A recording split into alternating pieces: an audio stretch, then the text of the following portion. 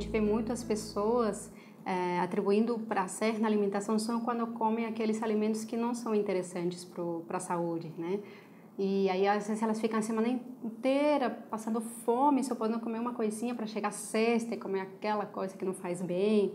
E aí isso desencadeia um monte de situações no decorrer dos dias seguintes.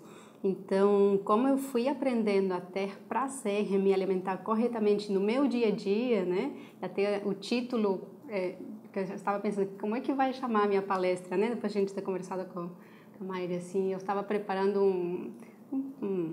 um lanche bem especial lá em casa, com todas as minhas restrições, que eu tenho algumas restrições alimentares, e estava fazendo com gosto aquilo, não era assim, ai, que tortura, não posso comer nada do normal, né? Estava fazendo com gosto, olha, vai ficar uma coisa bem legal, sentindo prazer naquilo, assim, isso que as pessoas deveriam fazer, sentir prazer em se alimentar corretamente todos os dias. Não quer dizer que não vai ter um dia de festa, que vai em algum lugar, vai comer alguma coisa que ela gosta, né? Com moderação, sem exageros.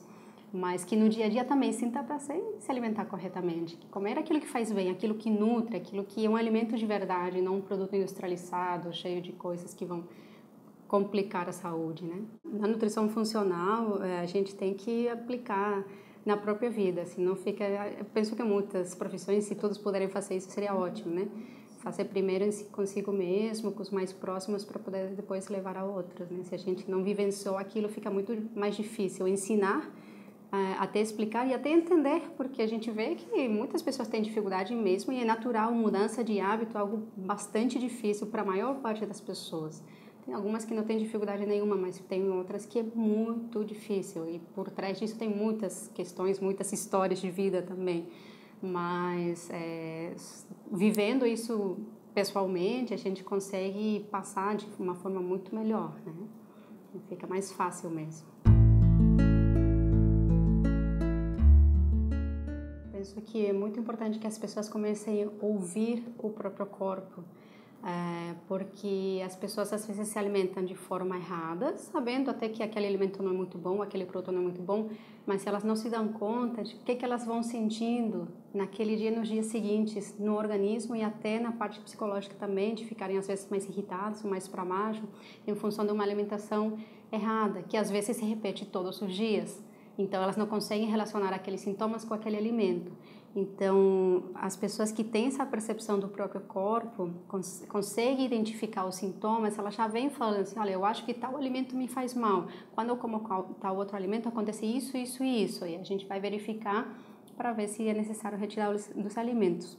Mas para as pessoas em geral, no dia a dia, elas têm que começar a aprender a ouvir o próprio organismo, o próprio corpo, ver o que acontece no dia a dia e tentar relacionar isso com a alimentação, que é algo que muitas vezes não se faz.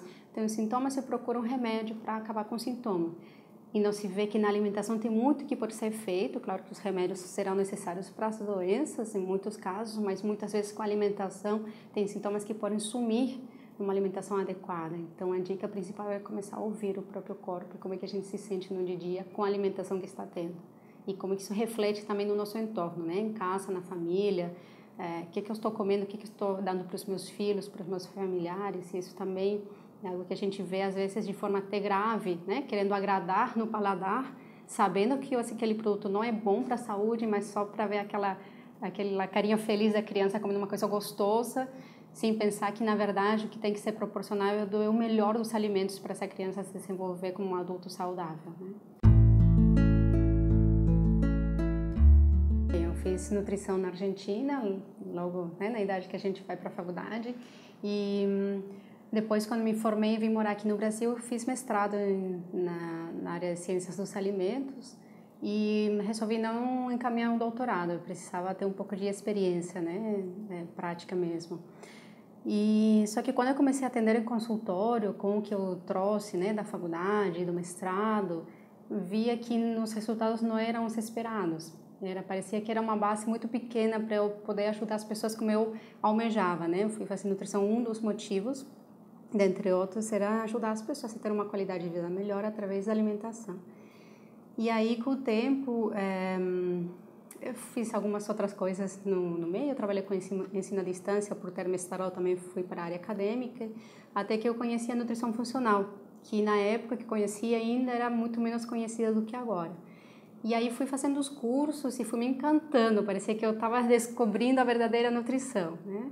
E aí fui fazendo os cursos e fui colocando em prática, primeiro em mim mesma, em casa, fui vendo como eu ia melhorando alguns dos sintomas que me acompanhavam havia anos, comecei a me sentir muito melhor e com isso comecei a aplicar no consultório, voltei a atender em consultório e comecei a aplicar a nutrição funcional com os pacientes, vendo cada vez melhores resultados, principalmente na medida que eu ia tendo mais conhecimentos. E foi aí que fui fazer a especialização em nutrição funcional e ampliou totalmente a minha visão de nutrição mesmo, né? Uma nutrição individualizada, onde a gente vê para cada pessoa o que precisa, quais os alimentos que fazem bem, quais alimentos que não são legais para aquela pessoa, exames de sangue para ver deficiências nutricionais e trabalhar essas deficiências para recuperação. Isso também interfere muito nos sintomas da pessoa. Algumas deficiências nutricionais podem trazer sintomas que não são doenças, mas que atrapalham muito a qualidade de vida e que lá para frente pode vir trazer doenças.